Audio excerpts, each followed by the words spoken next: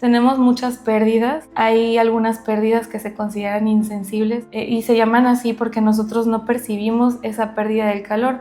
Estas pérdidas pues pueden ocasionar que también, aunado a la exposición y a la sudoración que tenemos externamente, se agraven pues esta situación. Digo, aquí en Tabasco, como sabes, el calor a veces se percibe de una manera diferente a la que registra nuestra temperatura. Empiezan a hacer fallas, principalmente el riñón, muchas veces el corazón, la piel inmediatamente se nota desde los primeros cambios que tenemos y principalmente pues ya las alteraciones de la conciencia, ya nuestro cerebro tiende a manejar confusiones, incluso llega a haber pérdidas de conciencia. A continuación, en Hablemos de con Katia Valencia, el golpe de calor en compañía de la doctora Daniela García Hernández. Hoy tengo el placer de entrevistar a la doctora Daniela García Hernández, quien es médico cirujano y además ha estado como voluntaria en la Cruz Roja en el estado de Tabasco. Muy buenas tardes, doctora. Buenas tardes. Para empezar, doctora, ¿qué es este padecimiento? Bueno, el golpe de calor es un padecimiento en donde nosotros exponemos al cuerpo a temperaturas muy elevadas, ya sean por muchas causas. La mayoría de las veces en nuestro estado es por aquella gente trabajadora que se dedica a vender como tal productos en la calle, por ejemplo los albañiles cuando construyen ciertas casas, que usualmente los trabajos son en el día. Entonces, claro, son situaciones en las que nosotros exponemos nuestro cuerpo como tal a temperaturas demasiado elevadas, alrededor de los 40 grados, y es ahí pues donde empiezan los problemitas de deshidratación, empiezan a haber comportamientos usualmente o alteraciones neurológicas que también vienen a consecuencia de estas deshidrataciones, pero pues también tenemos otros factores como las personas que tienden a hacer mucho ejercicio o ejercicios muy vigorosos y que tienden a tener pérdidas de líquidos muchísimo más fuertes, no precisamente asociadas a calor, pero sí a la actividad física, y que eso tal vez pudiera provocar una deshidratación y pues las consecuencias que probablemente luego puedan llegar a tener por esas. ¿Existe alguna clasificación de los golpes de calor? Claro, mira, los golpes de calor se dividen específicamente y para el público en general en leves, moderados y graves, eso es dependiendo de la temperatura a la que estemos expuestos y también a los síntomas que empecemos a presentar. Los síntomas leves, que es la mayoría de nosotros hemos tenido un golpe de calor de esa manera. Todas esas veces que vamos al centro, estamos caminando en el sol, vamos al mercado, hacemos alguna comprita, nos estamos deshidratando, tenemos muchas pérdidas. Hay algunas pérdidas que se consideran insensibles y se llaman así porque nosotros no percibimos esa pérdida del calor, como puede ser la respiración. Nosotros al respirar también perdemos mucho calor y líquido sobre todo. Entonces, estas pérdidas pues pueden ocasionar que también, aunado a la exposición y a la sudoración que tenemos externamente, se agraven pues estas situaciones. Entonces, en una situación muy leve es una exposición que usualmente es menor a los 40 grados, no son climas tan extremos para este tipo de deshidratación, pero sí llegamos a tener un poquito de mareo, dolores de cabeza, llegamos a sentir la boca seca, la saliva algo espesa, los labios resecos, a veces se parten un poco. Esos son como que los síntomas más comunes, y de la clasificación pues el más leve. Y de ahí encontramos el moderado. El moderado empezamos a encontrar temperaturas o exponernos a temperaturas arriba de los 40 grados, pero los síntomas van un poquito más allá de los que ya había mencionado anteriormente. Igual podemos presentar un poquito de confusión o letargo incluso. Todas aquellas personas que pues alguna vez hemos tenido alguna deshidratación, ya sea por una fiebre o sea por una diarrea, hemos sentido como tal ese cansancio o ese letargo, pero pues todo viene a raíz de eso, ¿no? De una deshidratación ya un poquito más moderada. Ya es un poquito a veces más difícil de tratar, necesitamos cuestiones un poquito más avanzadas para poder corregir este tipo de deshidrataciones. Y pues la más grave, que son usualmente temperaturas muy superiores a los 40 grados, que pues digo, aquí en Tabasco, como sabes, el calor a veces se percibe de una manera diferente a la que Claro. registra nuestra temperatura. Entonces, La sensación térmica es muy la fuerte. sensación térmica es muchísimo más fuerte o sea, la sensación que sentimos al exponernos al calor es más alta a la que pues nos marcan los registros usualmente. Entonces, usualmente las deshidrataciones graves ocurren en pacientes o que no han sido tratados adecuadamente o que padecen alguna patología o en los extremos de la vida, que son usualmente los niños y los adultos mayores.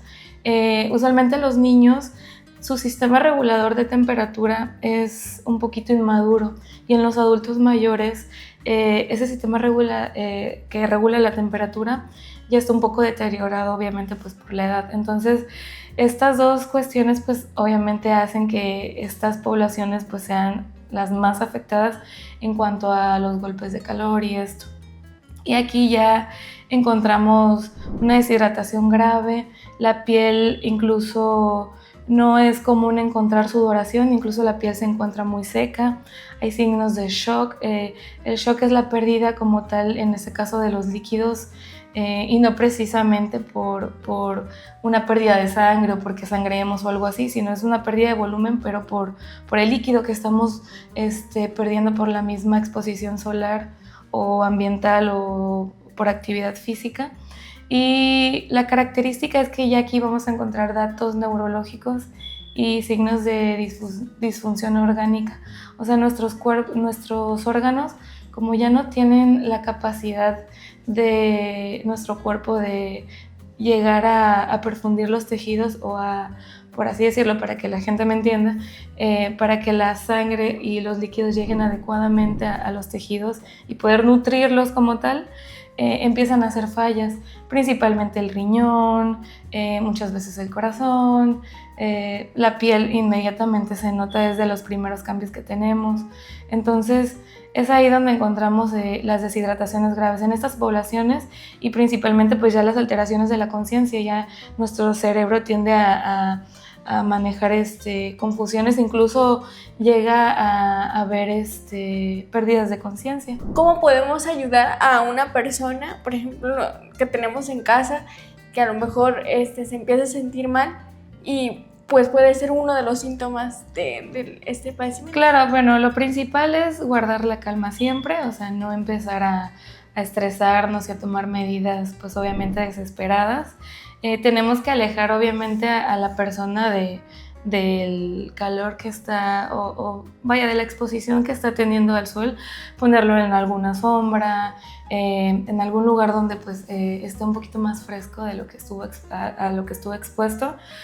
Aflojar la ropa es muy importante, aflojar la ropa, no tener ropa muy apretada. Muchas veces pues gente un poquito más llenita o que están estudiando algo llegan a tener un poquito de ropa un poquito más apretada o ropa formal, y es ahí pues donde tenemos que empezar a ayudar a disipar el calor, aflojando un poquito la ropa, quitar cinturones, si pudiéramos colocarlo en un ambiente un poquito más frío, por así decirlo, poner un ventilador o poner quizá el aire acondicionado, si en el dado caso de que estemos en las condiciones apropiadas, y empezar a hidratar. Si el paciente puede hidratarse y es una deshidratación leve, podemos empezar una hidratación por vía oral, pero pues llegan a haber situaciones que ya se salen de nuestro control, y es ahí donde tenemos que tomar un poquito de medidas más allá de más importantes y más allá, vaya, de nuestras capacidades, que ya llevar a las personas a hospital. ¿Por qué? Porque estas personas no van a tener la capacidad, por la desorientación a veces que tienen, de tomar un suero o tomar algún líquido. Entonces es ahí donde tenemos que aplicar líquidos intravenosos pues, para reponer todo este volumen. Pero principalmente pues eso, aflojar la ropa en casa, alejarlo de la exposición, ponerlo en un lugar muy fresco, y pues más que nada animar al paciente a que siga consumiendo líquidos y que pues evitemos estas exposiciones tan prolongadas. Claro, también tenemos que tener en cuenta algo que es un poquito saliéndonos del tema, pero es muy importante que todos los que sepamos que vamos a tener una exposición solar nos prevengamos y nos hidratemos, pero también, y es muy importante, la protección solar. O sea, la protección, usar bloqueador, los bloqueadores solares y eso, porque pues independientemente de los golpes de calor y de todas las enfermedades que vienen aquí, pues también hay muchos riesgos de cáncer de piel, entonces esas son cuestiones que tenemos que estar cuidando, sobre todo nosotros como tabasqueños que pues vivimos en el infierno verde, entonces el calor es lo de hoy, es lo de hoy, no es lo de siempre, vaya. El calor es horrible, el calor es, ya sabemos, o sea, no hay ni que mencionar qué tan horrible es para evitar pues también estas cositas. ¿Alguna otra recomendación que me gustaría darle al público en esa temporada de calor? Pues siempre les recomiendo que estén pendientes de las redes sociales, de los estados del clima en su celular. Es muy importante que chequen cómo vamos a estar, prevenirnos también, porque si sabemos que vamos a hacer alguna actividad que va a conllevar la exposición al ambiente fuera de nuestra casa, tenemos que prepararnos, obviamente con sombrillas, la protección solar que ya mencionábamos, siempre tener a la mano una botella de agua o algún tipo de electrolitos para reponer también pérdidas que empezamos a sentir un poquito ya de más. Ropa muy fresca, es muy importante usar materiales que sean muy, sobre todo las telas que sean muy naturales, no ropa sintética, de preferencia usar lino, algodón, que es ropa pues bastante, permite la transpiración y pues obviamente evitamos también el hecho de que estemos sudando un poquito de más. Pues siempre el cabello recogido, la exposición solar en los ojitos también es importante cuidarla, así que siempre traer pues también una protección ocular. Y pues aquellas personas que realizan actividad física, es importantísimo que antes, durante y después de las actividades físicas que ellos realizan tengan siempre a la mano su hidratación. Antes de llegar a cositas un poquito más importantes o a tener síntomas más importantes, es importante hidratarnos siempre. La hidratación va a ser la clave para prevenir cualquier golpecito de calor. Bueno amigos, ya lo saben, como bien lo decía la doctora, es importante que tomemos agua, que nos protejamos del sol con gorra, sombrilla, sombrero, por supuesto nuestro bloqueador. ¿Alguna otra recomendación que quiera dar para, en especial, los adultos mayores? Claro, bueno, los adultos mayores, obviamente por la edad y por todas las comorbilidades que muchos de ellos a veces tienen, muchos pacientes llegan a tener consumo de algunos medicamentos que de por sí ya hacen que pierdan líquidos, como los diuréticos. Muchos pacientes tienden a tomar diuréticos ya sea por control de presión u otras situaciones. Entonces estos pacientes debemos de tener mucho cuidado y estar muy alertas y tenerlos bien vigiladitos y bien hidratados, sobre todo porque ellos pierden calor muchísimo más rápido. La piel de ellos es muy sensible, es muy delgada. Entonces evitar, claro, exponer a los adultos mayores a estas temperaturas tan altas y pues obviamente pacientes que estén postrados y estos, al menos tener un área donde ellos puedan tener que sea pues, bastante fresca, bastante ventilada, que pues también nos ayude a evitar estas complicaciones en ellos, porque pues a fin de cuentas ellos son quienes más riesgos tienen. No es lo mismo un paciente joven o un paciente pues adulto mayor que un niño también, o sea, en comparación, porque pues los niños también por su edad, por su tamaño, por las actividades que ellos realizan, los niños son muy activos y tienden a perder más líquidos, pues también hay que tener como mamás mucho cuidado en esta parte. Pero pues siempre es prevenirnos antes de que las cosas sucedan. Y pues también si alguna situación llegara a ocurrir, nunca desesperarnos, tampoco hacernos los valientes y creer que solamente por tomar un poco de líquido nos vamos a controlar. Siempre ante cualquier signo de alarma, confusión, mareos, dolores de cabeza, siempre tener que recurrir al médico.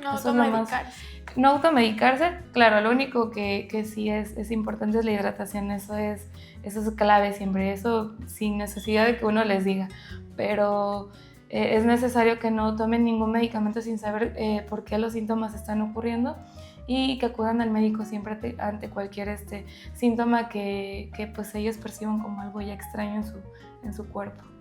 Muchísimas gracias, doctora, por toda la valiosa información que nos ha compartido en torno al golpe de calor.